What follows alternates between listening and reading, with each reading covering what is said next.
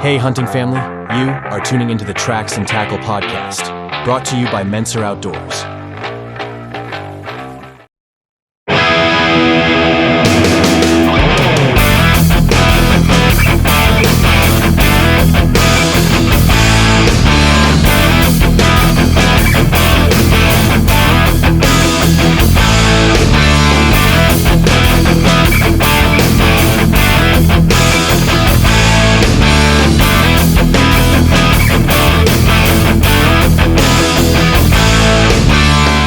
Hey there, hunting family. This week on Tracks and Tackle, we are thrilled to bring on a special guest who's no stranger to outdoors and the world of podcasting.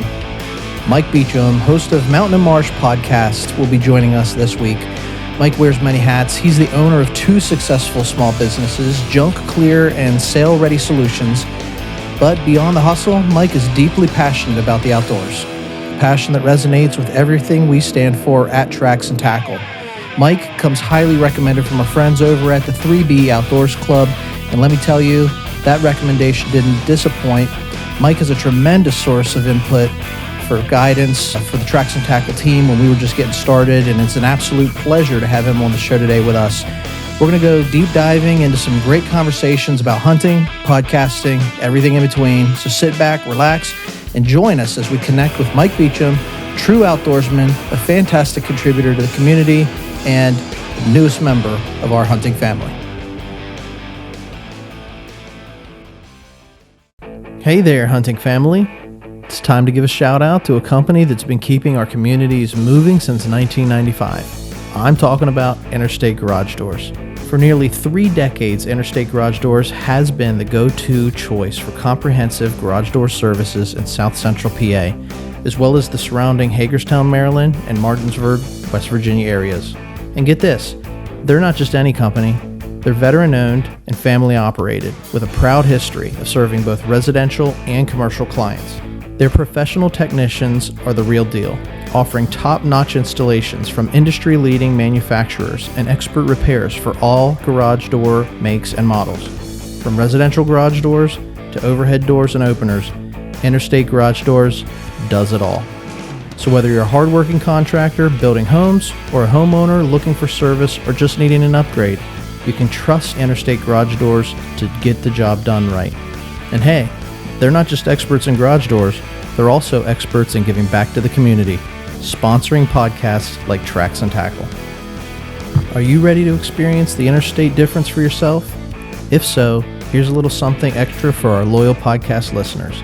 Use promo code Tracks and Tackle when you contact Interstate so they know you heard about them here.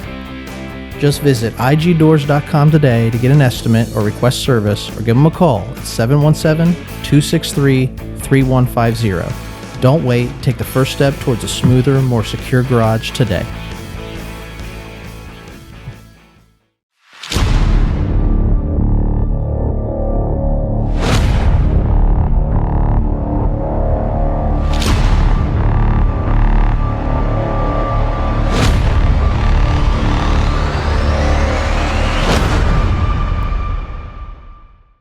I set all this stuff up. People don't realize how much work goes into this. So yeah, my thing is, just double committing myself and then being like, oh crap, like I forgot, I promised, Ronnie I'd be here, or I forgot, especially the girlfriend. I make plans and I got to bail on her. I was like, the biggest thing. It gets me in trouble. So I was just like, I need to be better, and it's much easier to plan something way in advance, and then you can stay true to it. So that's it. I try to. That's why I live by the calendar now, because it's not just clients. It's not just you guys like come and do a recording and stuff. Even if my wife is like, we're going to dinner, or I'm going out to dinner with my friend this night, like I have to know, because if she spooks me with that 2 hours prior, I'm like, actually, I just accepted a job in wherever, and I got to go look at this job, and then it's always something. But All right. Well, listen, this is good. You can see how we sort of fly by the seat of our pants here. Let me get an SD card in this. That would help you. just measure twice, cut once. All right. That's ready to rock. I just got us on. We're rolling. But we can talk about whatever, man. I like, depending on the guests that I have on, sometimes I'll like draw up an agenda with talking points for an interview and stuff like that. But I didn't do that. I figure we can just sort of get to know each other a little bit because we come through mutual contact of Chris. I feel that probably a lot of people would know, if anybody listening to this would know me, it'd be Mountain and Marsh. But also Sale Ready Solutions. I'm in the area. Junk Clear, we own that as well. So that's kind of how a lot of people that locally know of me. Mountain and Marsh kind of being my pet project that started 5 years ago, and it went from clothing to videography to, and then it just boiled down to, I thought doing a podcast was fun. I could do it from my home. People could call me if they wanted. I built a decked out studio, and then that was it. Like, that's kind of. Well, I really want to know the story for me, because everybody has that why. And whenever we first started podcasting, right, Chris had told me about your podcast. I checked you out, and I actually reached out to you, and you gave me like some pointers. And one of the first things you asked, are you trying to make money doing this, or are you trying to just do it for fun? Something to do. Yeah. And that's like, for us. We're just have fun. Like, when it becomes work, then I'll probably stop doing it, And as far as like a timeline goes, like sometimes we post every week and we record every week. We try to record like top heavy and get front load. Yeah, and just get some scheduled out. But it doesn't always happen that way. No. And so basically, if I can get 3 episodes a month out, I'm happy as can be. Yeah, I think that like from the beginning. So it was me and 4 other guys total, 3 other guys, and we did a whole lot of hunting, but a lot of duck hunting. I've spent years and years in the Chesapeake Bay duck hunting, and we would be out in the blind, and my buddy would be like, "Hey, man, before he settled down, and he works. I think he's still working at the Pentagon right now, but so before he settled down and everything got itself figured out in his life, He was ambitious. He loved the outdoors. We loved the shore, Chesapeake Bay. We utilized it a lot. And he's like, man, we ought to do something. And I'm like, well, what can we do? And so we all kind of sat down, figured out which way we were going to go. And part of figuring that out was I threw out like, how about a podcast, and we'll do some video stuff. And he wanted to do a clothing thing, kind of like a Salt Life type thing, apparel. And I'm like, there's a million of those, like, but there's also a million podcasts. He wanted to make money. Me, that was a great end goal, but I cared more about. I had great ideas for inventions for in the outdoors. And every time I'm sitting in a tree stand, I'm like, I could really use this. I know, but I still have some killer ones that actually would probably be great. So we kind of separated because I was like, I want to just have fun. I made very good money at that point, and I continued to grow. I used to work in DC and Baltimore and construction management and stuff, and so I made good money. I didn't need, and I love the outdoors because it is my release. I don't want to be stressed because of the outdoors in any way. So I started the podcast, met awesome people, got to hunt with awesome people. Got great products, got some for free because of me advertising for them, doing podcasts. But really, it's just become something that I only want to do if it's still fun for me, just like you said. And when it becomes like work, like why bother? Yeah, my social media, people ask me now, like, you never post. You used to post like 2-3 times a week. Sorry, but like, our businesses are making me a lot of money, and I am not going to stop worrying about that. Yeah, my kids don't eat likes on Instagram, so that doesn't matter to me. And so it's for me that's where I'm at. That's what I enjoyed the most about it, and just getting to learn and know new people has been really cool. Yeah, I mean, for us, like that's the deal. Like we've been at it for about a year.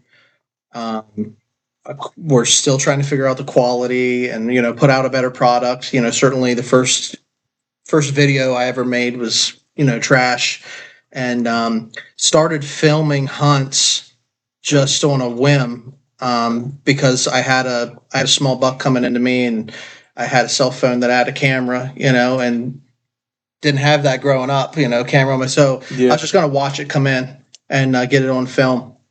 And turned out it was large enough to take. It met antler restrictions. And so I had the choice. Do I just film this thing, or do I, slide the camera in my shirt pocket and try to get my bow off the hook? And so that's what I did, I got the shot off, and I harvested the deer. It wasn't a big deer, with no trophy, obviously, but to me, I was hunting meat, and I took that deer. So then I filmed the recovery, and I thought to myself, this isn't half bad, trying to put together. I had the approach, I had the only thing I didn't have was the kill shot. And so then that started my slight obsession with gearing up and getting, so then we invested in some Tacticams and, got some arms and things that I can put my camera, even using my cell phone. And, we purchased a couple of cameras and started to self-film our hunts, but it's hard to self-film. Sometimes you get the film, sometimes you don't. You got to decide whether you're hunting for meat or whether you're out there to get content. Yeah. And so sometimes, like last year, I went out on opening day rifle, and I'd hunted really hard. We hunted really, really hard all archery season long, and I didn't even take the Tacticam out with me. And so, I had an opportunity at a really nice deer, and I harvested the deer, but I did not get any of it on, maybe one of the biggest deer I shot in my life, but I didn't get it on film. So that's how it started. And I was sitting at my pool last year, 2 years ago. I was just sitting down there thinking about, man, we really ought to start documenting what we're doing. We're posting pictures or short videos of what we're doing on just a regular outdoor page. But I thought, man, if we started podcasting, we could start talking with other guys and networking. And that brings me back to what you had said about the networking, because we're meeting all sorts of cool people doing this. And I think your Rolodex just continues to grow the longer that you do it. Yeah, we got to not only hunt, I say it ended up just being me. After probably 6 months to a year.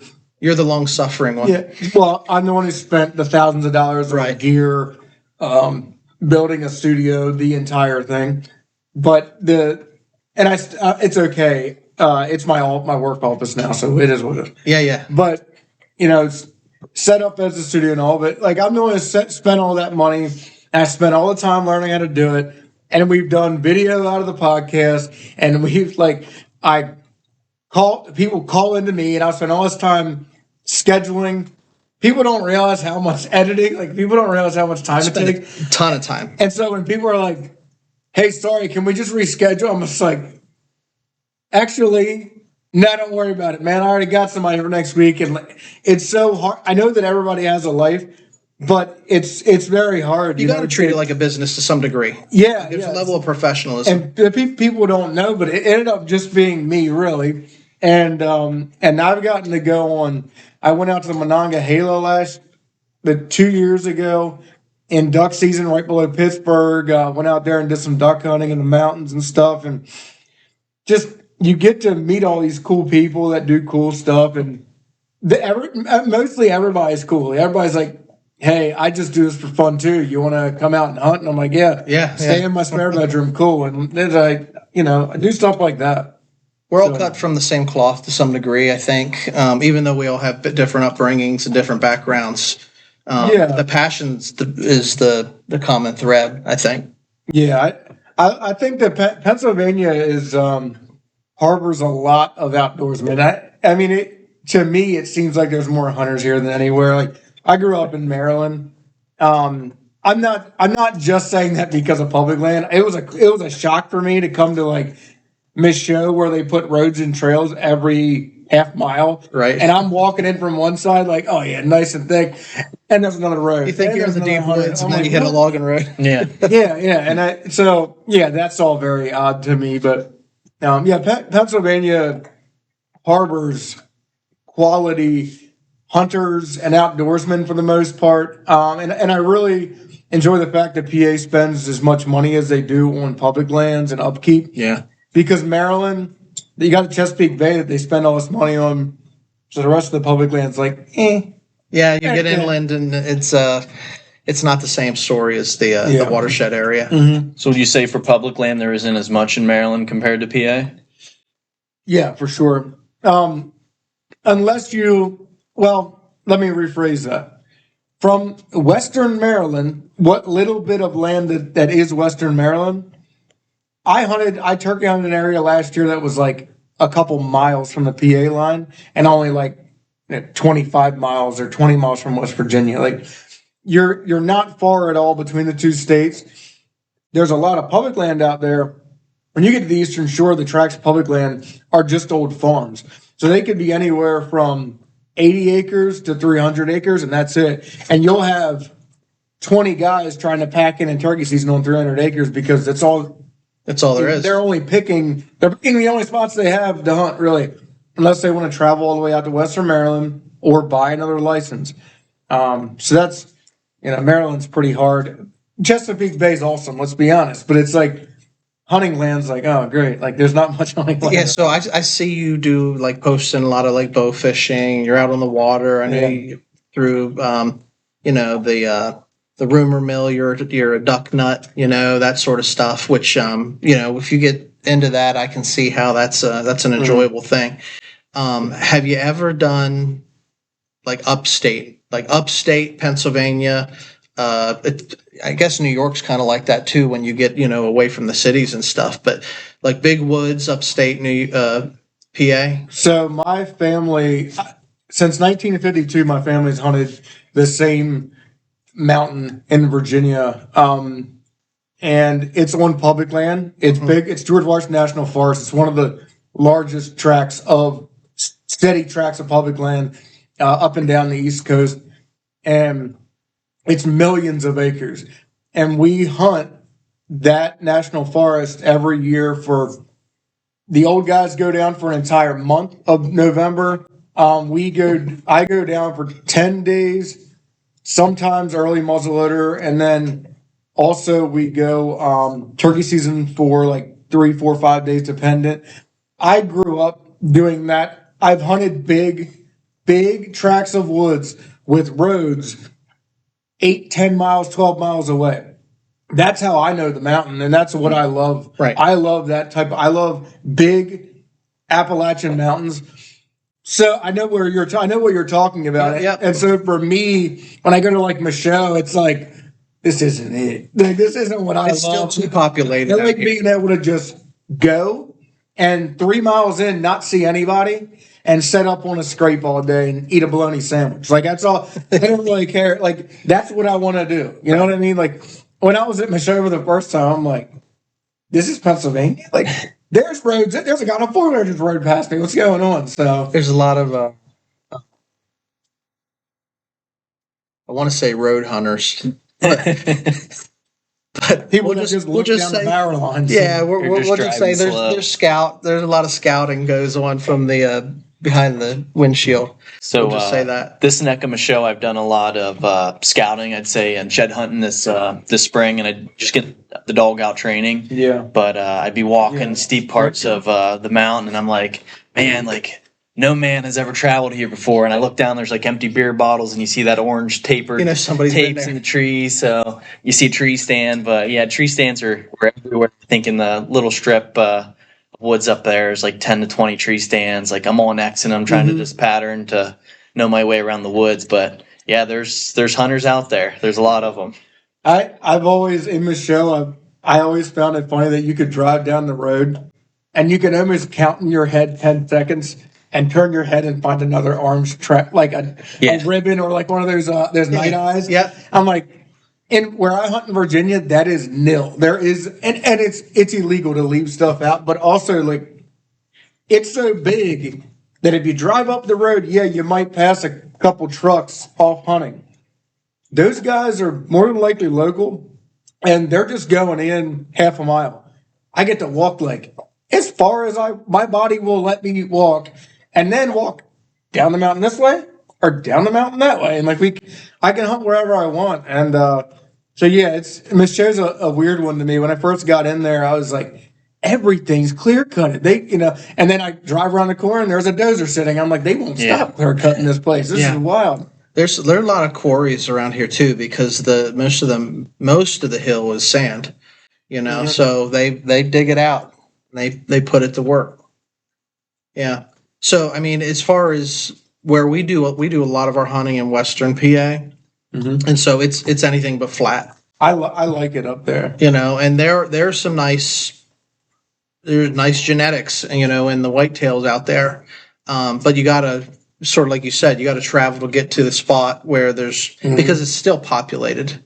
And that's the thing with like South Central Pennsylvania. Oh, yeah. It's too developed and too populated. But once you get up, northern PA, northwestern PA, even northeastern, I guess, you got a lot less population, and those state forests are really wide vast, open. Yeah. And one thing that it bugs the heck out of me, I've talked about on the podcast before, and I don't know if you guys saw the buck I killed last year with my bow, but that was at my house in Gettysburg. And I own 4 acres. I have about 2.5 acres of woods. It's enough to hunt. And when a buddy of mine found out that I was moving to Pennsylvania, he said, there's no big deer in Pennsylvania. And I'm like, there's big deer actually everywhere. Like, they just have to get old enough to get big. You got to let them go. And so what you're getting at is correct. There's too many people in South Central Pennsylvania to where, because it's a lot of overdevelopment and just tracts of farmland and small parcels of public land, the deer get eaten up because the hunters are always in there. They're always stressing them. They're always putting pressure on them. I killed a 4.5-year-old 10-point last year, off the ground with my bow at my own house. That is beautiful. He's probably 125, 130 with deductions.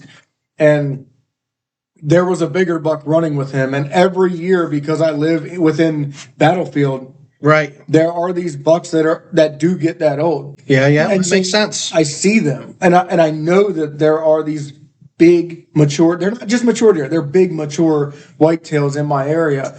And so when people say that, I don't even really do it anymore. But I used to be like, check out my trail cam pictures. Yeah. Now I'm like, whatever, man. Just keep believing that, because it's everywhere. I mean, we have pictures of deer just below the PA line on a lease in Maryland that I hunt. Last year, the year before, and right now, like trophy class whitetails. Yeah. And but we've managed for a long time. But even that area is heavily pressured, and they're still getting that big. If you're okay with, like, if everybody was like, I know it's overpopulated with people here, but if we all just, I guarantee you, if you gave it 2 years off, you went into the woods around, you'd be like, oh my God. Like, yeah, I mean, you got to come to consensus on that. And the thing is, because of the population being and the amount of hunters in PA that we have, you can let that 1 year and a half old deer walk, but there's a good chance somebody else is not going to do that. Yeah. Around Heilersburg, I've even seen like spikes dead in gutters and stuff where I do hunt there sometimes. Because there's some real swampy spots. You can find some good deer back in there. You're really, really close to where I grew up. I mean, this is our neighborhood, really, basically. Right. So Heilersburg's not far at all. This buck right here, Brady took last year and rifle. And I'll let you. Why don't you tell him a little bit about that adventure? Yeah. So no, just to rewind here and retract. I think what you guys said here is on point. Like, I just never knew if there was just a lot of farmland and just nutrition from here to where we hunt in Western Pennsylvania. But the mountain deer, they just seem bigger. I just like, they get more exercise hiking up and down the mountain. Farm deer get big. But no, it all makes sense. But just seems like bigger deer up there. But no, this guy here, I just tied in the good karma. Our grandfather, your dad, he just has a hard time getting around, getting old, as we all are. But I was just going to stay in, make sure he got to the stand a little bit. We're seeing some good deer in archery, some out of range and just good stuff on trail cameras. But just kind of my morning essentially kind of took off. Pap wasn't feeling well. I get to my stand. I see 4 other guys in orange. I'm like, what's the point of being out here? But you just never know. Rifle, the deer change up their patterns. You just have to be in your stand, and you just got to wait. If it's your turn, it's your turn. If not, it's Right place, right time. Save for another day. And I think 10 o'clock hits. I'm like kind of cold. I'm like, screw this. I'm tired of seeing these guys. I'm gonna at least go and check on Pat, maybe get something to eat, move, and I relocate. I get up to my spot on the peak of the mountain, and honestly, it wasn't too much longer. I probably checked in with you around 11. It was probably around 1 o'clock, but I just kind of hung out for a little bit, and there was this buck and a little 6-point that came along with it, and we talk about the cameras. And I wasn't the only one that messed up with the film. I had my camera on. I guess where I was sitting, because I was sitting on the ground, wasn't in stand. I guess my Tacticam button got pressed, and I lined up the shot. I turned it on. I basically turned it off. You see like a split second of it, but I was scared. So in archery, there was a nice buck, probably similar, and I shoulder shot it, got away. Arrow penetrated about this much, broke off. No blood, just hair. I was really discouraged because I'm like, man, biggest buck I ever got. Like, I'm staying in my stand. I call a few people, like, just to calm down, like, let my emotions out. I was fired up, and we go look for blood, and nothing. Arrow's broken off. I could have cried. But so this one here, it was kind of facing me quartered and shot. Like, you hate to see where we hunt on the backside of the mountain. It went down the wrong side. It didn't go where we wanted, towards the meat pole. It went straight down. So, I waited a little bit. I think I reached out to you, like, hey, you were relatively close by, and like, hey, we got some tracking to do, and just looking for blood. I can see some gut remnants, and the blood wasn't that great. And we got on like a slight trail, and it just tapered off like nothing. And I'm just kind of like looking at him, not saying anything. Bad. Like I said, are you sure? You shot that deer? After what had happened, in archery season, he said, I'm positive I shot. So, I didn't give up. I just kept on, descending down into the valley, knowing I had to like get back, drag it back up. And we picked up blood. Yeah, we picked it back up, and it started to pick up, and, we eventually found him. So it was like huge relief when I saw that white belly. Can't describe it, but especially after the season I had. But I think just where we hit it, I think I hit it on the right side, and it was going down the hill that it just pulled up on the inside. And when I did field dress it, it was just filled to the brim with blood. But that's my story. At our camp, we have a tradition. We have a small wall and a big wall. So any bucks that are killed up there, they need to be hung up there unless you mount it. So unless you pour the money into it. So we're starting to build up a collection, but I'm pumped to hang this up on the big wall and get my name up there. Yeah, it's like it's kind of difficult to get on the big wall up there because there's that criteria that we don't all agree with. We're the younger guys, I'm not the youngest anymore, but I'm still considered in the young guy group for a few more years, hopefully. But the old timers, they got their bucks that are on the wall, and they don't want anybody else to have any bragging rights. So you got to shoot a nice. That's a nice buck. I don't know what I think it was the unofficial 160. Yeah, the unofficial official score is 116, but we didn't bother with any deductions. Yeah, I would say that's what I would get. This looks very typical. What's funny is Appalachian deer, all in my opinion, except for like 2 or 3 big deer I've seen, they all look like this. You get a lot of big, typical 8s that are like a perfect curl 8. Or a 10 or a 9. Right. A lot of the deer our camps have shot don't have any.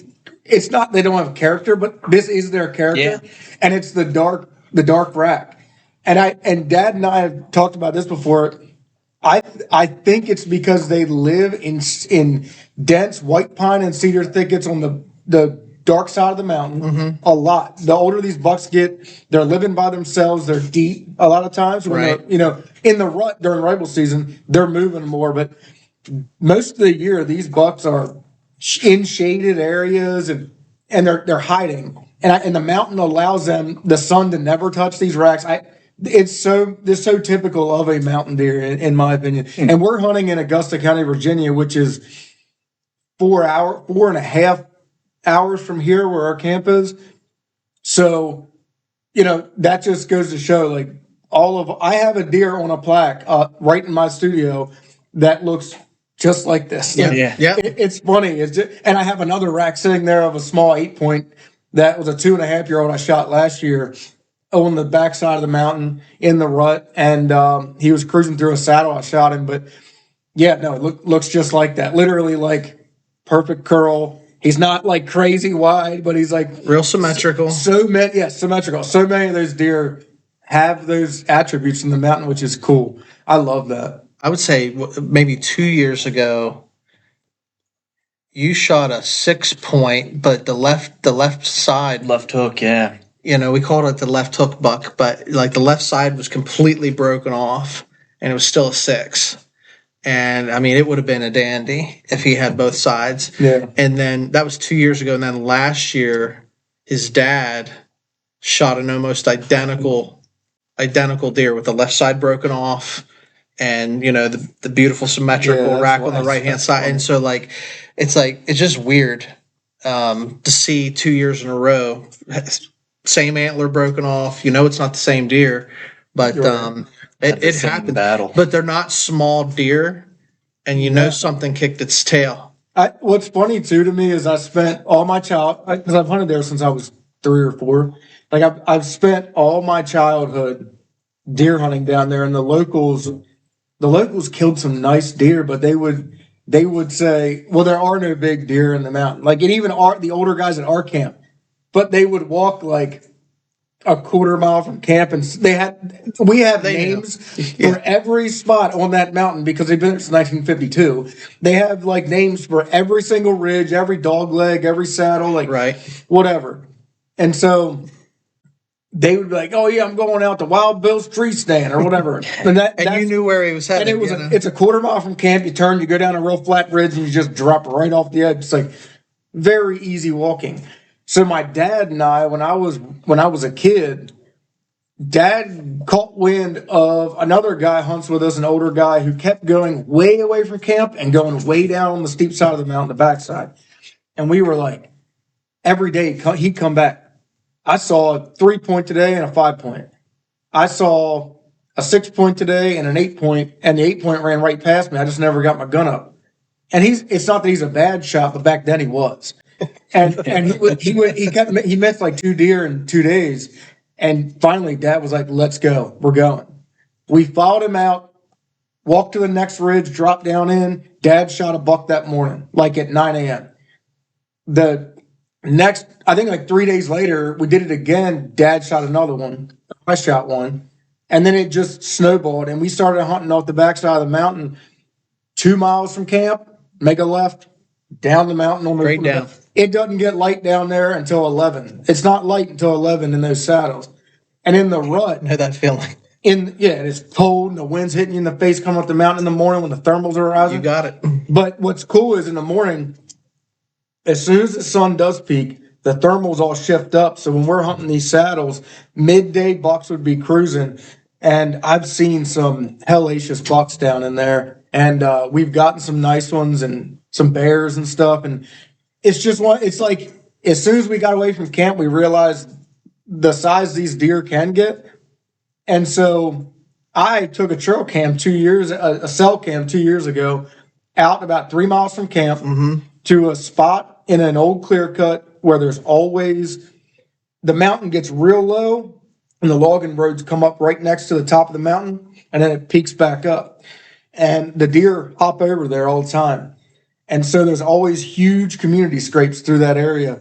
I put out a cell cam, and every night I got buck activity, and I got 2 bucks that were like 4+ years old. And we were like, and in the middle of the night, we're like, oh my, like, we know they're out there, but it's so hard to find them. You know what I mean? Because that mountain's just so vast. It's like, you don't know. A lot of it is right place, right time.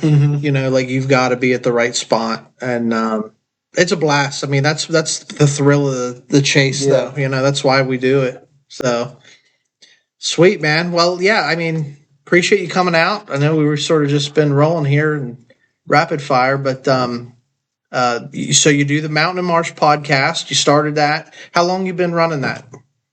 I think it's 3 years now. Okay. And like I said, we used to do weekly, then we switched to bi-weekly. And then I had to take this summer off with the recording and stuff, and social media's been slow. But it was something that I just thought that, we could do, and it would be fun. And it was, and it is. We've had so much fun doing it. And I had talked to you, and you brought it up earlier about if you want to make money or if you just want to have fun. Right. Because when we got into this, say 5 years ago, the entire thing, we realized very quickly that either we were going to sell our soul to the devil, or, and our families were going to go to ruin, or we were going to just do this for fun. Yeah. Because we were like, all right, what can we do? What are we going to do? Are we going to do trade shows? Are we going to bounce around? We'll do local trade shows first. And all that stuff is fun, but it all costs money at the end of the day. And investors. And time. And the thing that I've learned now at this point is all the investments that I put in were for fun and for the experience, which is great. Mm-hmm. But looking back, I'm glad I didn't try to leap into something else just because it would have been such a toll on my wife. It'd have been because I was busy then with construction anyway. So I'd imagine it would have just been, I have some buddies who have spent months on the road at trade shows away from their families because they have a product that are great products. But you got to get it out there somehow. Yeah. And that's it. You got to sell it and go. You got to go. Like, you can't sit on the couch and spend time with the kids and expect to also. So it's a game. You really got to play the game. And I'm just glad I did it the way I did it, because I enjoy being around my kids a lot and having them out in the outdoors. I would rather just stay away from the trade shows and sure. They're fun to visit once in a while, but to go and like set up and be a vendor at, Mm-hmm. you're putting a lot of time in, a lot of travel, that sort of thing. And, I'd say for us, it's hard to get guys on the schedule because our schedules aren't Busy even itself, synced, yeah. So, like I said earlier, like if I can get 3 episodes recorded and published in a month, I'm happy as I can be with that, because we do want to guard that time with family and, my family and your family, and just, you're young yet. You got a lot of, you got energy to do stuff. Me, I'm pretty much, I got my rhythm and my routine that I get into, with my wife and I, but, trying to lock in on schedules is probably the hardest thing. Yeah. Yeah. So questions for Mike? No, I think it's good to kind of sit here and get to know him and his journey through his podcast. Like, he's been doing it a lot longer than us from what we hear. Yep. I think just personally for us, like you highlighted on as before we really started to turn the cameras on and the mics, is just how much we learn and we reflect as we grow and continue to put content out of, hey, we like this. And I think it's been nice after each episode, we kind of reflect and we're like, hey, what'd you think of that? And how do you think the flow of conversation went? So just to highlight on, because you primarily just run it solo, or you got a guy you run it with?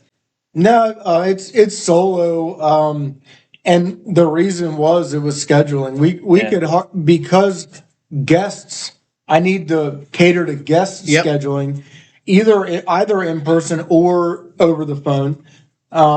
Because I have to cater to that, it's hard to also have a co-host, another person who's going to be there. And at the beginning, we did do that, and it was a lot of fun.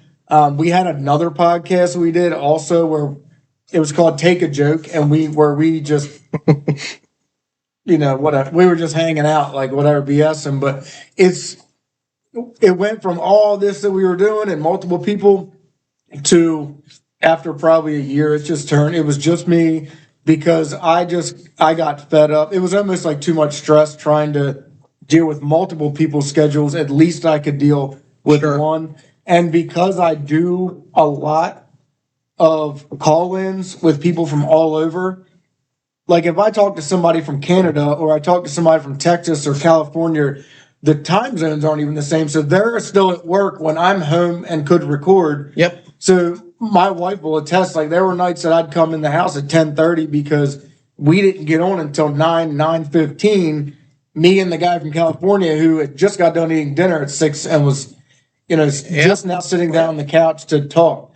And it was great because we did some really good stuff and I learned a lot and other people had to learn a lot.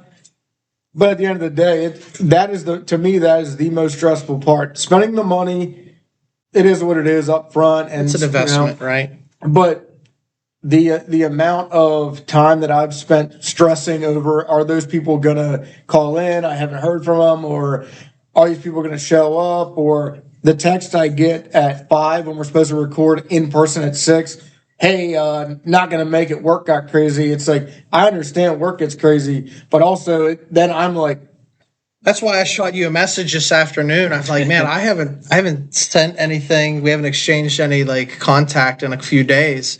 And last thing I got from Mike was, hey man, it's on my calendar, which like I said, that's speaking my language. Yeah. But I'm like, man, I probably ought to like send a, hey man, I'm looking forward to it or something just to get a warm and fuzzy. Because you do pretty good. Because we certainly checked your podcast out when we got started and found out you were another local guy, and you do pretty good. You got some pretty interesting guests that have come on the show, and we're figuring that out. One of the things that we've actually did, because we're only like I guess in June or July we're probably hit a year, and something I did at the end of the year last year, not a full year into it, but I did a year in review at the end of the year, and I just did like a whole show with sound bites, and it is fun to go back and look in the rearview mirror and see all the people that have come on, the stories that have been told, and that sort of stuff. But you get some pretty good guests on your show. Yeah. So one of the coolest things is when I started the show, because it was so long ago. Some of the guests that I have had when they were just a small time group or a person trying to make it in kind of like the outdoor social media arena or in the industry with a new product. Some of those people that I've had when they first started have become friends, but have also gotten big. So like Alex Cummins, for instance, is a buddy of mine from Alberta. And Alex, when I met him, Alex was doing a little bit of waterfowl guiding in Alberta. He's a heck of a goose hunter and duck hunter. And that was it, though. That was what he was doing. He's a truck driver by trade.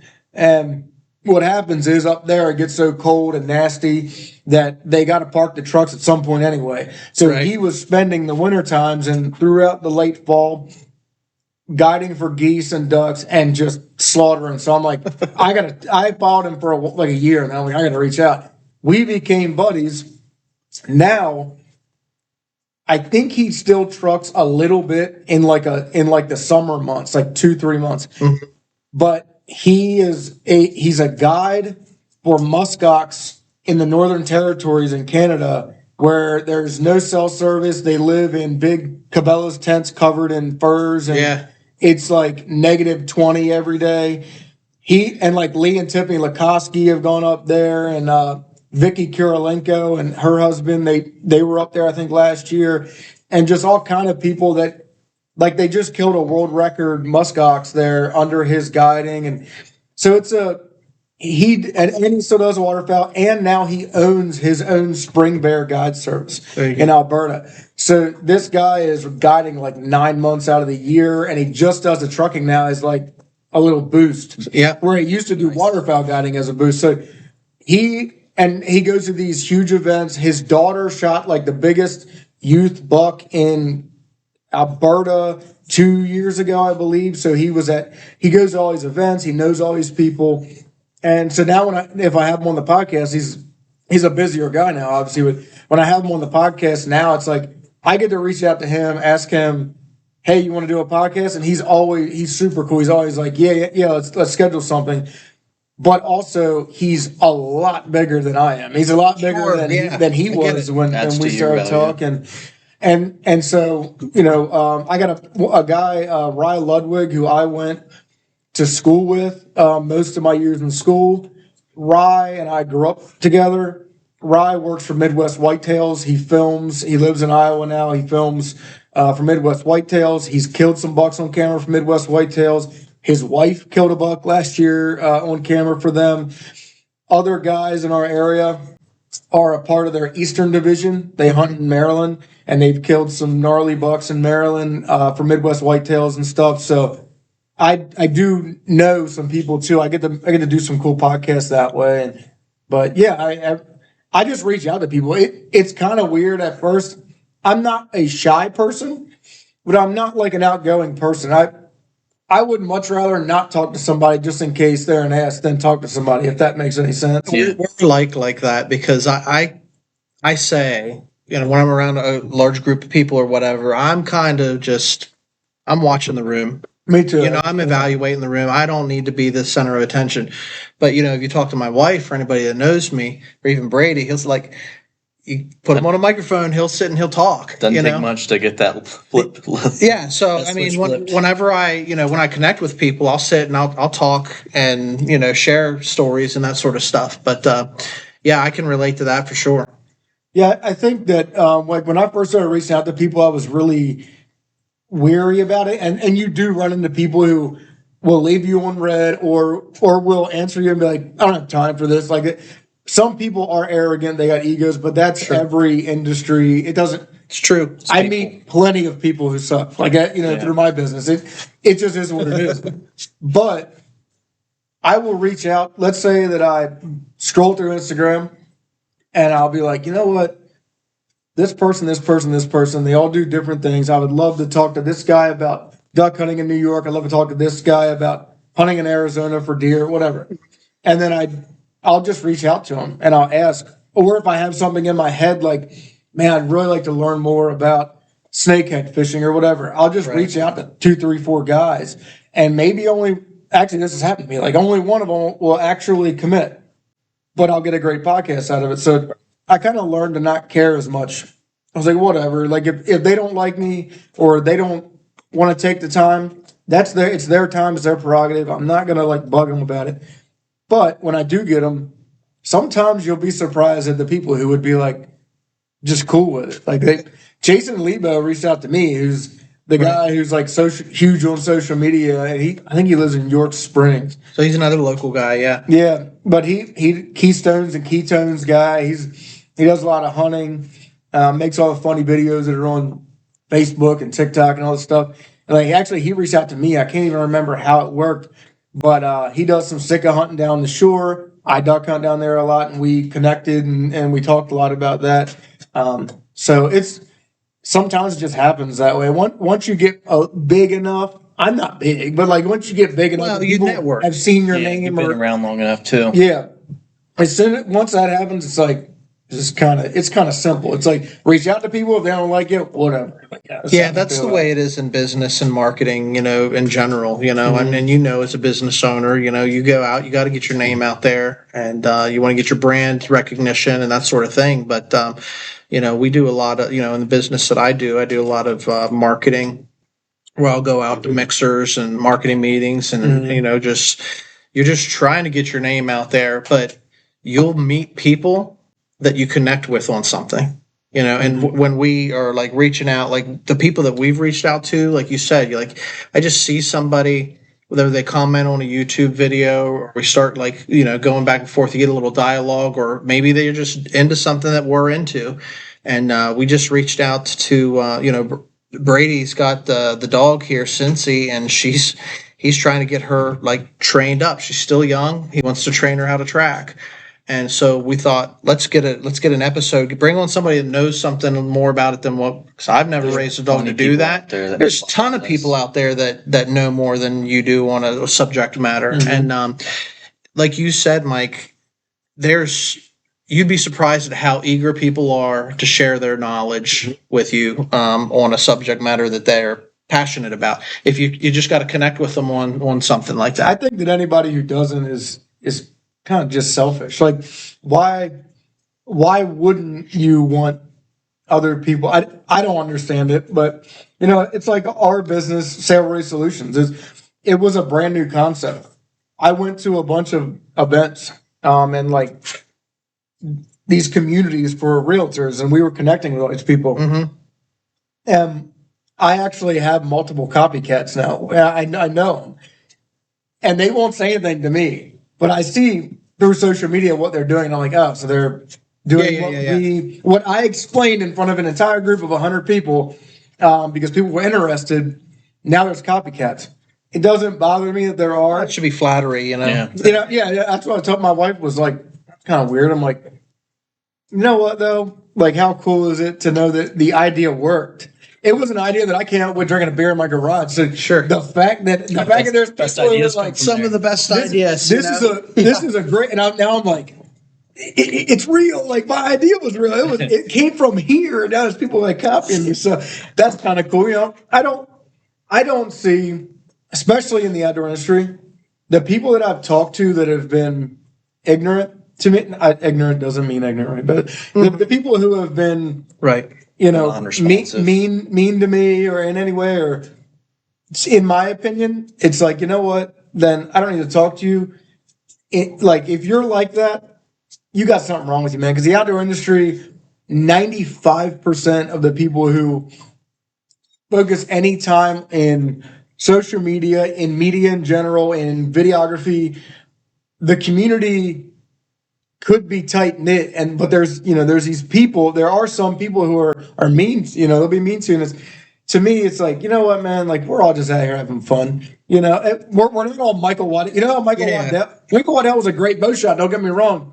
He's a good cameraman to start. He just got pulled in the real tree, and all of a sudden he's Michael Waddell. It's like, if you talk to him at an event, he is the coolest. My uncle got to hunt with Terry and Mark Drury and said they were like the coolest people. That he was out in Missouri hunting a farm next to their farm, and one of the guys that were with him threw a live raccoon off the side of the road into the truck with him. Like, they're just like normal people. Like, right. Well, that's the thing. You know? Like, it's that common thread being cut from the same cloth, you know, and that's where we all connect, I think. You know, if you love the outdoors, and that's where we all come together and have this common thing. And for me, and I would say 95% of the guys that love the outdoors, we want to pass the tradition on. We don't want to see it be a dying sport. You know, so why wouldn't you pass along what knowledge you got or skill set you have? Mm-hmm. And so anyway, I think that's a common thread that most of us have. But you're always going to find one of those.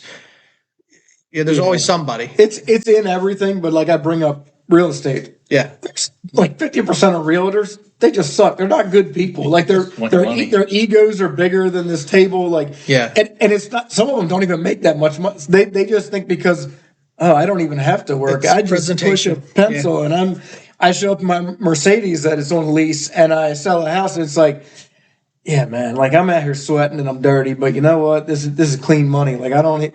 To me, it's like nobody has to be that. I'm gonna steal nobody's got to be that way at all. And in the outdoor industry, that's why it really bugs me, because it's like, I understand the money aspect. If it's there's like money to be made, makes your ego.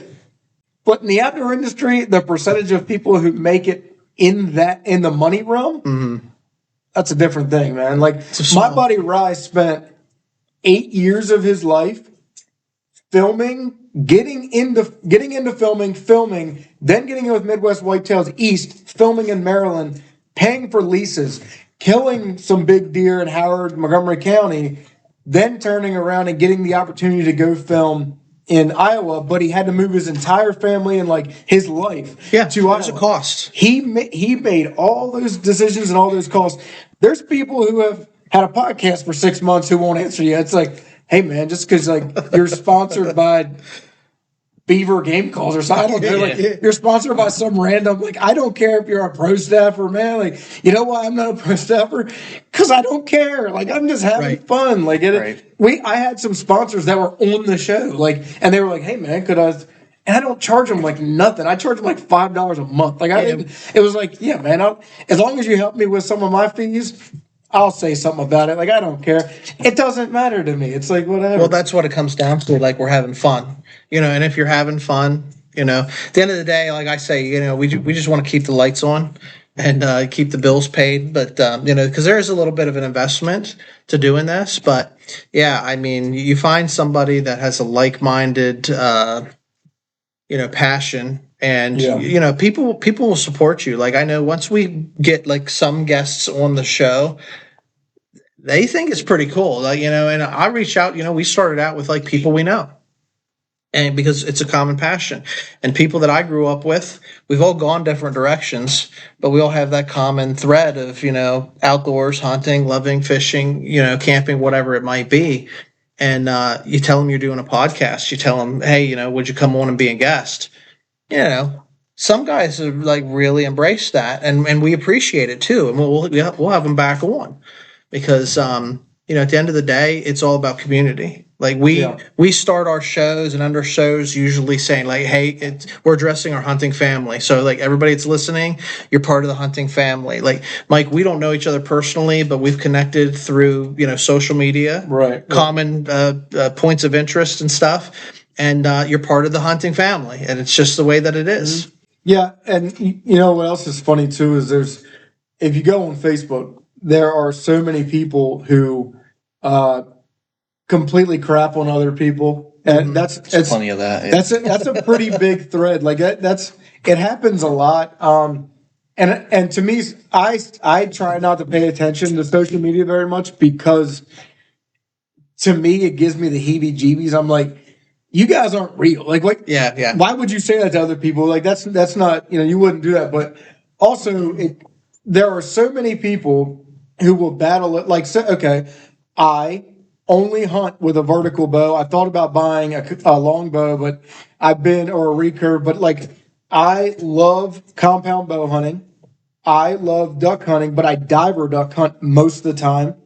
I hunt hard. Like we manage a lot, and I know a lot of people who don't. And like Chris and I are very good friends, and Chris would shoot a spike all day long, like to me, and I wouldn't. It's not that. It doesn't make me mad that he doesn't. Like, it isn't like he's hunting on my lease or whatever. Like, it doesn't bother me any. I might give him crap for it. Like, we might go back. That's what you do with buddies. But like, it's not. That's why doing podcasts with those guys is fun because I don't feel bad at all for like crapping them. But we just we go back and forth a little bit, but it's all in good fun. But there's so many people who are like, if you're not in a lone wolf tree stand shooting a long bow at 5 yards, like there's so many people that, like you're not hardcore enough. Or in the waterfowl industry, and social media, it's heavily focused on how many pile pictures you can post with 20 ducks, 10 geese, 5 ducks, whatever. I have as many days with full straps as I have shooting 2 ruddy ducks. And I spent all morning in 15-degree weather. My face feels like it's going to fall off. And I've been in white caps all morning. It happens. I'm not going to act like it doesn't. So like Chris and those guys, they don't really hunt. I hunt off a kayak a lot. Like I don't want to be in a blind. I want to be like laying in rocks with my face covered up with a blanket until the ducks are right in my face. Like I don't care. Like that's. I am like you get into it, yeah. So for me, it's just another thing. It's like with Chris, they like eating ho-hos and sitting in a blind, and me, I'm like, I'm just taking this can of Copenhagen. I'll be here for 12 hours. Like I don't care. Like that's how. But at the same time, I don't care. It doesn't like cool. Like do your thing, man. Like whatever. We're still buddies. We all get along great. There's too many people who hate on other people. Well, that's just because of what they do, and it's like, can we celebrate one another in the hunting community? Because look, when it comes down to family, like in our family, if we like you, we're going to give you a hard time. Yeah, like I mean, if you fit in, like somebody's going to give you a hard time, and so that's the way that it is in the hunting family. You said about like piles of ducks. I'm looking for a picture because I don't do a lot of duck hunting. But I got some sweet photos that I'll share with you from the little bit of duck hunting that I've done. I just got to locate it. I've seen some pretty setups that have like the bunker, and then they got the McGriddles are making like breakfast for you. Well, those guys are hardcore, yeah. the warmth of that. So I personally have not duck hunted. Chris is trying to get us out. So like if he got a nice breakfast set up for me, I think I'd rather go with Chris than you in the canoe or the kayak.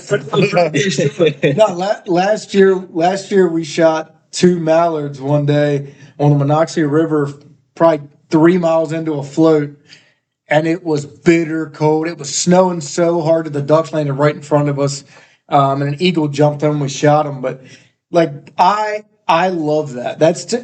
And I'm not old enough that it bothers me yet, but there's just like last year I shot that buck at 5 yards, literally from here to that, whatever that workout thing is.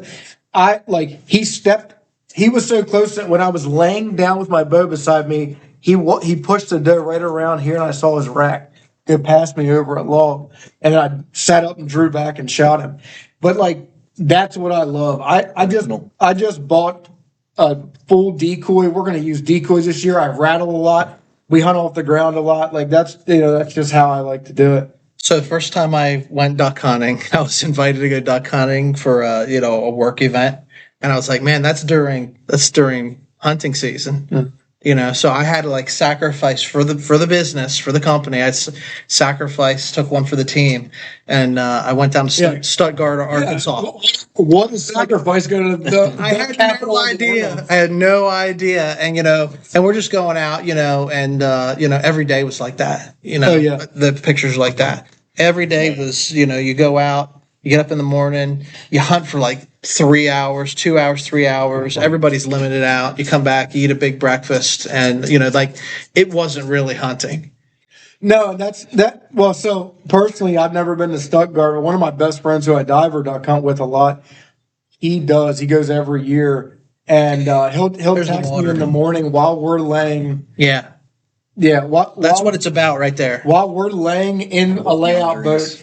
Yes. Rocking back and forth. We're laying in a layout boat, and he's like, "Yeah, just shot 2 pintails." I'm like, and I'm out here like, "Oh God!" The ducks aren't working today. But I might go down to the flats on Susquehanna Flats and see 30,000 ducks in the morning. Like that's what gets me pumped up. I love whitetail hunting with a bow. I love going to Virginia. That's rifle, but I love going to Virginia. And the cool thing about Virginia too is when we're on public land, we're not managing because everybody there is out just to shoot something because you might not see anything. So, and Dad and I, my cousin Justin, like we got some spots. See, if you want to go see something, we'll go. But out there, it's like a 10-day period of release. I go out with the 7 mag, and if something walks by and it has an inch of antler, it's dead. Like I'm just like, let's go. But that's my release for the year. And then I get back home, shoot some does at home, and fill the freezer. And then I'm right back in it normally I'm right back into duck hunting, and that's it. I duck hunt for 2 months straight. Every day of the week that I'm not working, I'm duck hunting every Saturday. And then Sundays we're deer hunting. So Mike, I got a twofold question for you here. It sounds like you answered the one. So I know you're big into archery hunting, as you said, for deer, and then also the duck. So number one, if you had to pick one, which would you pick? And then number two, as a guy that never duck hunted before, what's my sales pitch to get me out of my tree stand to hit the water and to hit a honey hole with your buddy Chris or with one of my buddies to try something new? So we talked about this before on the podcast. I think Chris brought this up before. I would archery hunt deer before I would duck hunt again if I had to pick one. But the main reason is meat, just because I'm filling the freezer with the deer. But also, I shot my first deer at 9, and since I was 5 or 4, maybe 3. My dad bow hunted off the ground a ton, and that's where I love it. I have a saddle. I got all kind of stuff, and for me, it's like addictive. Like I've watched my dad off the ground at 10 yards shoot a deer. It's like at this big. So for me, I just love it. I love everything about bow hunting, especially the rut. But what I've done is And here's kind of part of the second question, the pitch. What I've done is I have set my life up to where I do not deer hunt. If I have like a really good deer on camera, Dad and I will go in and try to kill a velvet buck in Maryland. But other than that, as soon as early October duck hits for 2 weeks, 2 weekends, I'm wood duck hunting. I'm wood duck hunting any days in the middle I can get, and I'm wood duck hunting that weekend. Then we have early muzzleloader. I don't muzzleloader hunt for it, I bow. And I'm timid on my spots because the rut hasn't really kicked in yet. I might hunt a scrape or something. And then as soon as the rut kicks, I'm full bore with a bow. Then it's rifle season. We're going to Virginia. Then we come back, it's Maryland. So I'm spending, when it's not waterfowl season, I'm spending my favorite times in the woods anyway to deer hunt. It's early in September, velvet deer, or it's mid to late October. October 31st is my favorite day of the year. It's mid to late October, rut kicks in, and then I'm full bore rut bow hunting until rifle. There's a secondary rut during rifle in Virginia, and then I'm back in Maryland. We're catching the back end of the rut there. And then as soon as duck season rolls back in, I'm the late season. There is a split that's in the rut, and I hunted it 1 year, and I said I never would, and I missed a weekend of bow hunting to go do it. We went to the Easton Waterfowl Festival, and I hunted Assateague. It was 60 degrees in Assateague, and the wind was blowing 40 miles per hour off the ocean. It was terrible. And I said I'll never do this again, and I will not. Wasn't enjoyable. Yeah. So I like it cold. So when I got back, I was like, all right, that's it. I'm not doing that again. And it's just that I base my time frames on what's really in season that I enjoy the most now. So it helps that when it's late muzzleloader, my dad loves late muzzleloader, and I do too. It's a great time to shoot some does as well. But our winters have gotten more mild. Over like the last 5 years, especially in Maryland where we hunt, the winters have gotten more mild. And so even though it's better with a harsh winter for ducks, when it's mild, the ducks will shift down from up north and stay in the bay and just bounce around. So I'm hunting birds that are still there instead of sitting in a tree stand with a muzzleloader freezing or the bow before season, freezing. Yeah. I bypass all that, and I've given up. I've kind of like picked the best times for each. You figured a rhythm out. And that's what I do. Yeah. And that's my pitch is you don't have to give up the best times of the year, and do not, if you like whitetail hunting as much as I do, don't give up the best times of year to whitetail hunt. It would be like going coyote hunting in the first week of turkey season because your buddy was like, hey, let's go coyote. It's like, nah, man, it's turkey season. Hold on. Yeah. So it's just that's and I love turkey hunting too, and that's just how I kind of base all the rhythm, and that's a good way to do it. If you want to, even if you just want to pick like one weekend to do it and schedule it, throw it on the calendar, just get it out ahead of you and be like, you know what, I'm just going to try it this weekend. I'm not going to muzzleloader hunt, and then all of a sudden, I promise you, 2 years from now, you'll be blockading time off to go waterfowl hunting. Awesome. As we talked, get it on the calendar. Step one. If you don't get on the calendar, it's not going to happen. But I'm interested in your take here too. So you're prioritizing the rut. It sounds like myself, I had a lot of school, 7 years to become a physical therapist. That's what I do for my career. So taking time off through school sports from high school through college, taking time off, there really wasn't there. I was busy. I was, occupied with the books, or I had something planned and it was on the back burner. But recently, 2 years ago, I really got hooked on hunting the rut.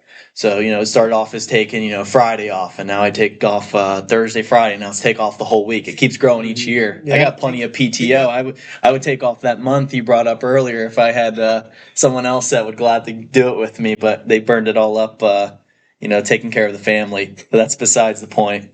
But this year I looked into the moons and following the moon cycle. So you said October 31st, your favorite day of the year. And I think there's the hunter's moon, and I forget the moon is after that, but you want to time it up in between. And I think the Halloween buck is typically, if you're going to be hunting, when the full moon's not around. So when the deer are going to be moving. But I'm just curious to your take. So we brought up about the weather changing, whether you think rut's going to be in that window or you think rut's going to roll over into rifle. So I've learned this through the podcast. I've learned a lot of stuff through the podcast, and there's a couple things that are absolutely true based on scientific fact. My buddy who works at Midwest Whitetails would tell you completely otherwise. The guys at Midwest Whitetails believe that the moon plays a role, and they believe that weather plays a role in the rut.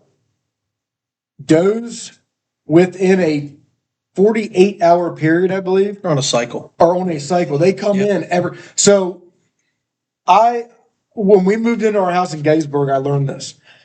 I was putting out trail cameras. I shot a real nice buck with my bow the first year we lived there, and I was like, I can't. We had so many big bucks around. I was like, I can't believe. And I started putting out trail cams. After I shot that buck, I was done for the year. And November 3rd through November 6th, every year, I would get the same bucks. But when they would die off, I'd lose them. So there were time frames through November 3rd, November 6th. There were different bucks, but they were always the same. No matter the weather, no matter the moon, no matter the year, it was always the same. And so what I realized was there's a lot of does in the area, but I only have like 3 nanny does. And I have one there who has a Roman nose who's lived there for probably as long as we've lived there. She's old and gray. Every year, the buck I shot last year was satelliting the bigger buck on November 4th. And on November 5th, I shot that 10-point. That doe comes into heat every year at the same time, and her yearlings run right with her because there's no hunters right there. It's Right. battlefield, it's hallowed ground. They run her across the street onto our property. She's there a lot, and every year I would get these trail cam pics. So I wouldn't base what if you want to lean into, say, moon phase or whatever. That's fine, but I would not base weather. Now, if it's 31 degrees on November 5th, it's going to be kicking in the morning. It makes sense. It's not the deer weren't out at night. It's that they've just been moving because it's so bitter cold. That same thing would apply if it was 54 degrees that day.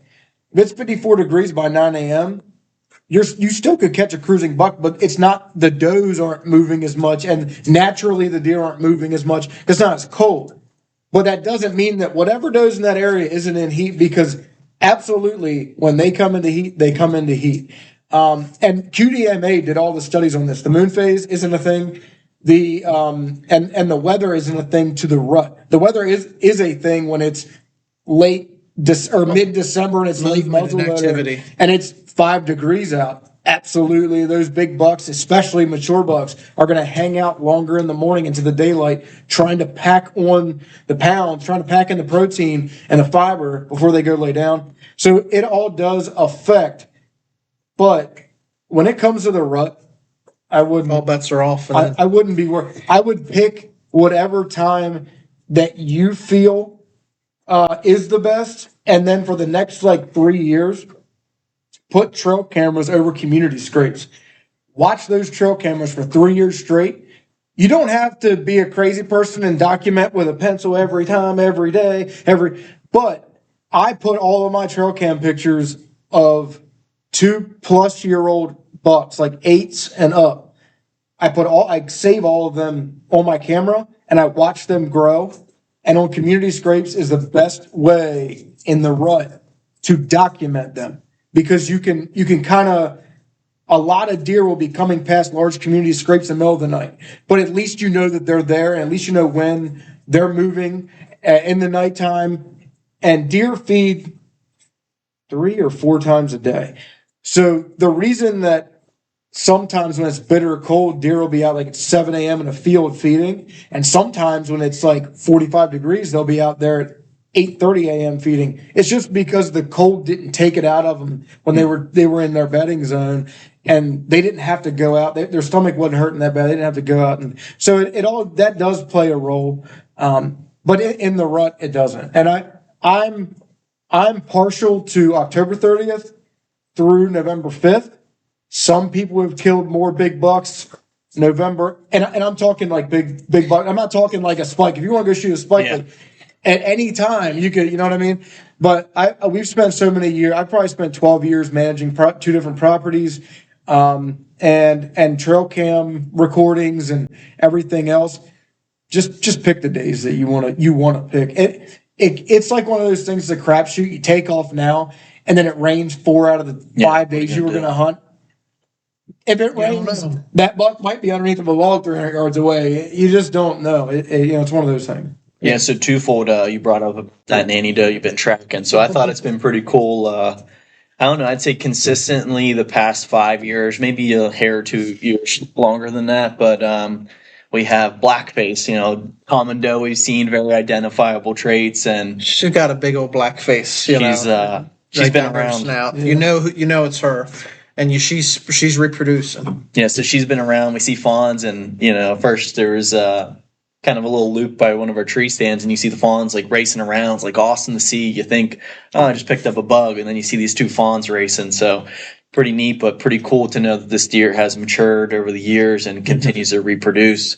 Another point is in self-research. I don't know. Maybe you've heard about this too. I think it was up northern Pennsylvania. That's where they did some research on the moon cycle, and I think they collared like 3,000 deer. And this is where they were like trying to track their activity to hone in on it. But what some people were saying in dispute, because the research was basically saying the moon phase doesn't matter, it's not a thing. It's probably QDMAs, because they're the ones who did the most recent like big study on all that. Okay, but yeah, a lot of people were just kind of coming out and saying, well, like, yeah, they're kind of like farm now. They put a collar around them, they're going to change their behavior, and you're just looking into one herd. I don't know, but I just thought it was an interesting point. It's like through research articles, the very end, you're supposed to disclose like anything that would harm the sake of the article and the research, and then you have the pharmaceutical company right there. Well, remember, we all were supposed to get stuck with a needle, right? Yeah. After they did 3 months of research. Anything they tell you. Yeah. I don't. And look, if somebody tomorrow was like, here's a study that says otherwise, like I would be open to it. I know my buddy from the Midwest Whitetails, Rye. All of those guys, the blood moon. They believe on November 14th blood moon, they'll be like, that's the day you're going to kill a 180-inch buck out there. Second week in November, I'm going to hunt the first week in November as much as I can. Second week in November, because I want to say like the last several years, it just hasn't been getting as cold. You know what I mean? It's been warmer later in the year. So I used to be like a first week in November guy, but like over the last couple of years, it's like, man, I really should have taken off next week. So it's that second week in November is where I'm leaning toward. And, that's where I put, like, if I'm going to throw my cards on the table, that's when I'm going to go, regardless of moon phase. But I do try to like bounce it around. All bets are off in the rut. So yeah, and that's another thing too. So there's different ways to attack, like the rut. There's different ways to attack it. There are plenty of people who take off, say like a 9-day period, and they're just going to go from Saturday, Sunday, Monday. They're just going to go full bore, but they're going to sit in the same exact stand location in a pinch point, and they end up harvesting a nice buck. That happens. I get bored. Like I am like in the mountains. If it, like you had said, you got up at 10 or what, in the mountains, I will literally, if I'm sitting there and it's like, I normally go till 10. If it's like 10, even if it's not cold, I'll be like, I'm gonna walk over that ridge. Like, I don't know. I just get it like in me. I'm like, I want to see if there's a scrape up there on that ridge. So like, I'll just go, and we all have walkie talkies. So at 10, 11, 12, we all talk. And so like a lot of times I won't even turn mine on because I don't want to hear. If I hear a gunshot, I will, but otherwise I'm like, I don't need to hear it. But then every once in a while I'll turn on and be like, Dad, where you at? And be like, oh, I'm still down in here. I'm like, all right, I'm gonna swing around his clear cut and come up through his clear cut and push you deer, and that works. But like I get bored. So for me, it's hard to sit in the same tree stand, dusk till dawn, and wait. But I've done it like 3 days straight before and seen some big deer. But I like to rattle. I like to get aggressive. because like when a deer is walking in bristled up, like mad, I've snort wheezed deer in. In Virginia one time, I snort wheezed on one side of the ridge when it was like an 8-point. He ran a doe past me through a thicket. On the other side of the ridge, I snort wheezed, and the next thing I heard was the doe crashed right in front of me, and the buck went right behind me. And because he was behind me, I couldn't wheel around with a scope 7 mag and try to.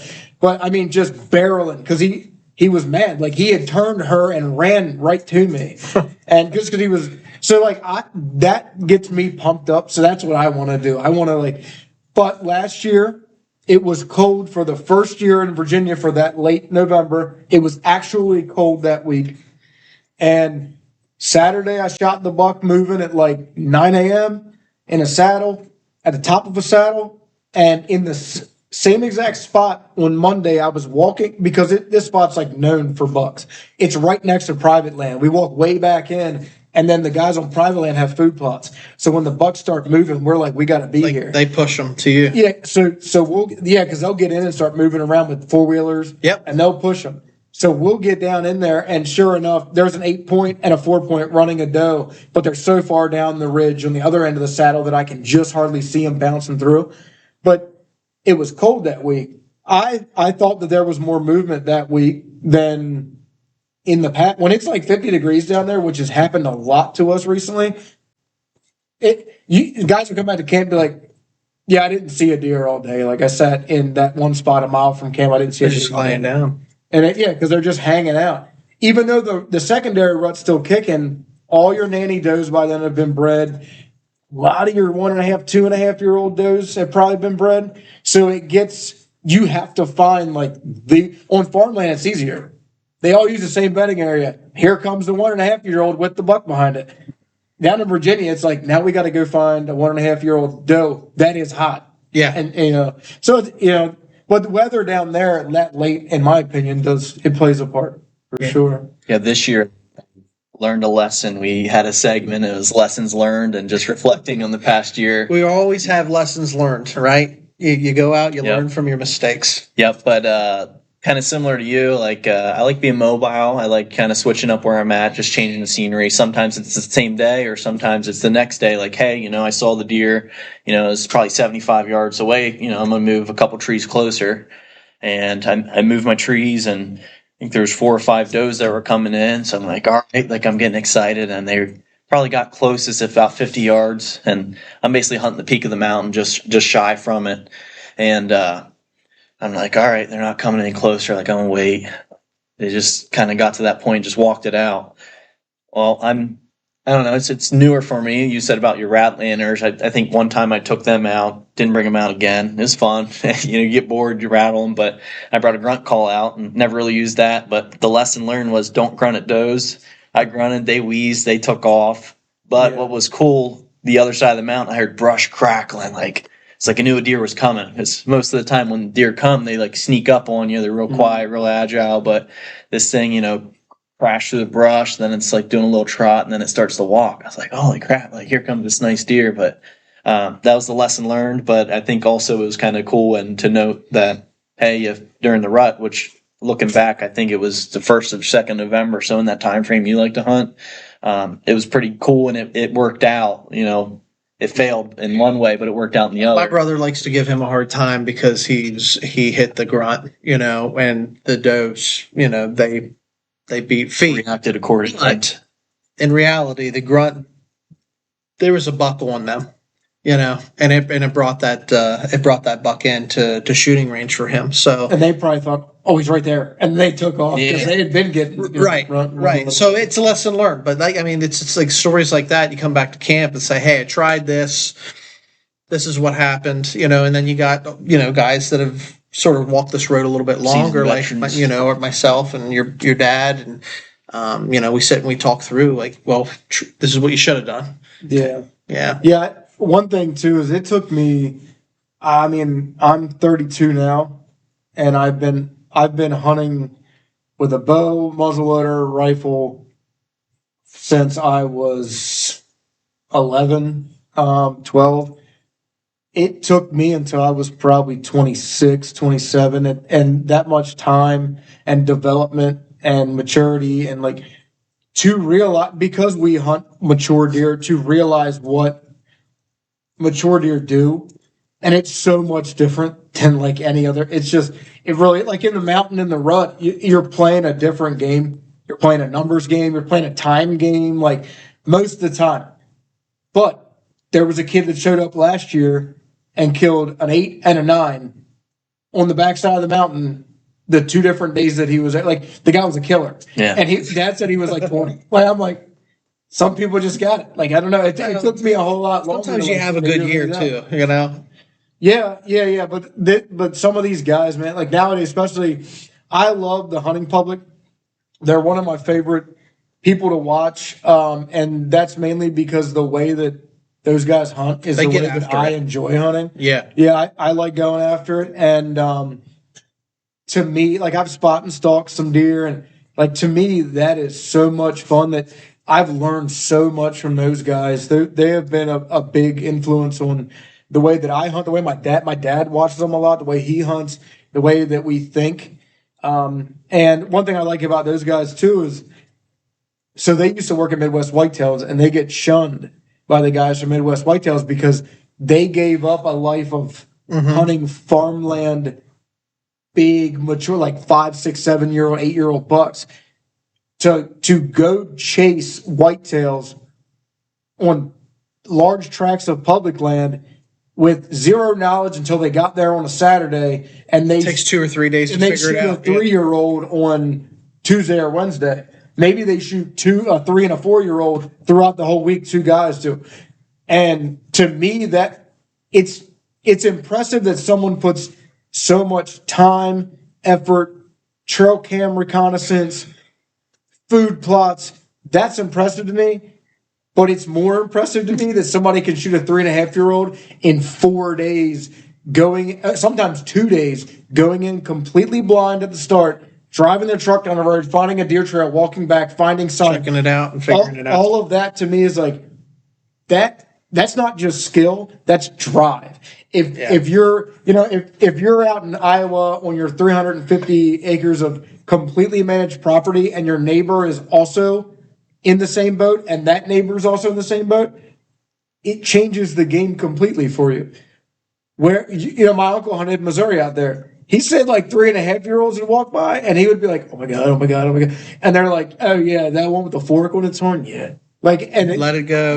Yeah. Like, I think he shot a 4.5-year-old 10 that was like 140 inches, and they were complaining that he shot that. Like, it's one of those things where these guys are so honed in to only kill. And then I watch these guys on YouTube, like, with a bow at 3 yards in the chest. Like, I'm like, that is wild. Like, these guys are crazy. That's what I like. I strive for that. With duck hunting, I'm the same way. I'm like, I would rather tough it out and do my own scouting and prep, I DIY so much waterfowl stuff, and my kayak's all decked out. Like, oh, that's cool. I do all this because that's what I enjoy. I enjoy putting the time in and then beating it up. Like, I just want to go after it. And there's other guys that want to sit in the blind. That's completely cool. That's not me. I'm just like, I want to be out on open water in Chesapeake Bay, or I want to be like on a kayak, freezing cold, whatever. That's just I like getting after it. That's It's like do whatever it takes to make it happen, and that's where like there is a delineation between like your random, what I would call your normal hunter. You're like just your Saturday, go out. They don't take the time off. They don't put the time in scouting or whatever. They show up just before daylight. Show up to camp last minute. Look, there's a lot of guys out there that are like that, and God bless them, because if they're having fun, like, hunt your hunt the way that you want to do it, I'm all good with that. And normally they're the ones that are walking in the mountain spooking the bucks that I want to shoot at. That is exactly right. Like, I'm getting up at 4:30 in the morning, and I'm in my stand before daylight, and I'm sitting there and I'm freezing, and my hands are cold until it's 8 a.m. in the morning, and the sun's not even up yet fully. And there are guys that are going to sleep in until 9 and going to walk out and move deer because of that. But at the end of the day, the guy like yourself that's putting the time in, that has the passion, that's going the extra mile, like you're going to have more opportunity. You're creating opportunities for yourself. And that's the difference. I don't like doing anything in life that I don't think that I'm controlling some aspect. Sure. It's hunting in the mountain. Hunting in the mountain is it can be very luck derivative, especially if you're not a local who has been hunting and scouting. You can't drive like 3 minutes to get on that logging road or that road and drive up to get to your logging road. Like, I know guys down where we hunt that do that, and they know the mountain. They'll tell you, like, yeah, at 8 o'clock at night when I was visiting Aunt Sandy on that side of the mountain, I've been seeing this buck that's crossing here. He's a 10-point, whatever. These guys are on the mountain all the time. They know the mountain. For us, we're driving 4.5 hours and we're going down there, and then we are attacking from point A. But, I can kind of go to like a saddle on the steep side of the mountain that takes me an hour and a half to get to that nobody else will go to.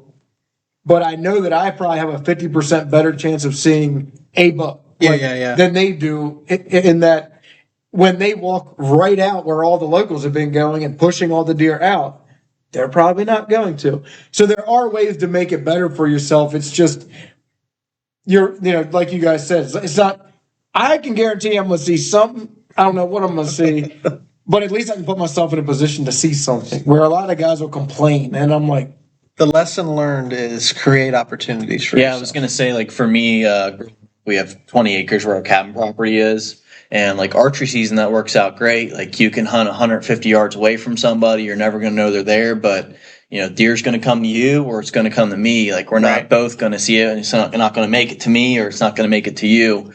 So that kind of really taught me at a young age, like, well, why don't we do this? Well, the reason was people are getting old.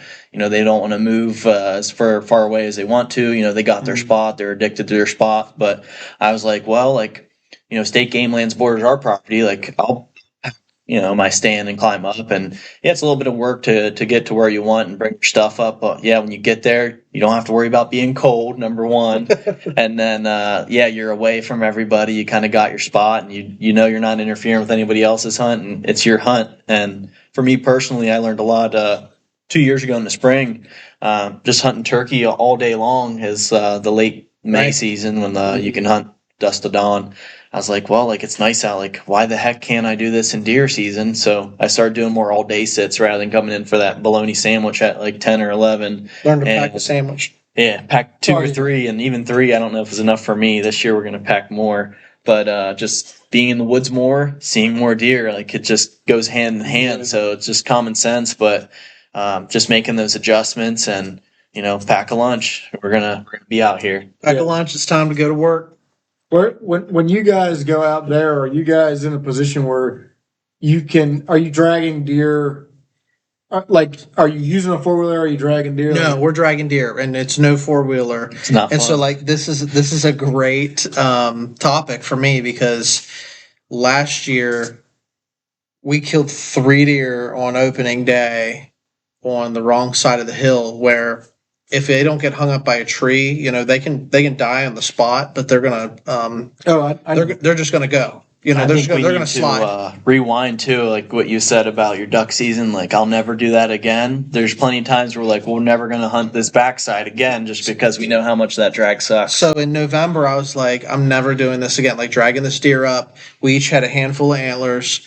We would grab a tree in front of us. Mm-hmm. We would 3-4 feet hook the antlers in on a tree. And then I climb every year. Yeah. So I'm like, I'm never going to do this again because I'm not a specimen of physique anymore. I love that. I'm assuming you've done your solo too, so we'll have to get into I mean, I'm calling for help. Yeah. But, the truth is... Oh, no, I'm calling for help. Okay. A couple like 300-yard solos, but no. The real story, Mike, here is my deer died within 50 yards of the ridge, and I had him cleaned, and I just needed help to drag him back to camp. His deer, like we said, we had to really look for blood, and we found it, but it went all the way to the bottom, and so it was really it was probably 400 yards. Yeah, it wasn't that bad. So I'm in November, or might have been early December. I'm never doing this again. by January, season's over. We're sitting at a table like this in my basement, my garage, and we're like, man, I can't wait to go back on the backside. Like, we're doing Euro mountains. Wasn't that bad? It wasn't that bad. I can't wait to go. Like, let's go back there and do some shed hunting. You know, so like it's funny how like so quickly your your frame of mind can shift. But anyway. You said about your question was, are we using 4-wheelers? Are we dragging them out? So we're dragging them out by hand. But I'm convinced that I'm just going to start packing them out. Like, instead of dragging up over that hill, I'm just going to pack them out. Because we butcher our own deer. I got the game bags. I don't have the pack. So like, I need to invest in a good pack that I can like load all the meat up. But I'm just going to start packing my deer out, and I'm not going to, because going to that part of the forest, I mean, we scouted it out, and that's where the fruit is. Yeah, so we've never packed out. And the only reason, I've had game bags, and I have a carbon fiber frame pack Everstock bag that I wanted for that purpose. My wife bought it for me one year. Right. And that's what I wanted for Christmas. She kept bugging me. I'm like, I'm going to pack deer out. Like, that's what I'm going to do. Got the game bags, and my dad, to this day, is like, we're not packing them out. Like, we have a huge skinning pole back at the camp, and he's like, we're hanging deer up. Like, we're not. And I'm like, okay. Well, 2 years ago, I shot a buck at like 11 on the backside of the mountain. So I'm walking out the top of the mountain about a mile and a half, probably 2 miles. Make a left, and I'm hundreds and hundreds of yards down there's a huge saddle. And I shot this buck down in there. Dad and I met up at 12. He was on the ridge next to me. And we didn't get back to camp with both of those dudes. No, I'm sorry. I shot that buck at like 8:30, 9 o'clock. He got to me at like 10. We didn't get back. 12 is, we got back after midnight. Yeah, it's an event. It's an all-day event. We had coyotes coming up the mountain around us, and we were dragging my brother's deer up out. He was like 4 ridges in toward camp from me.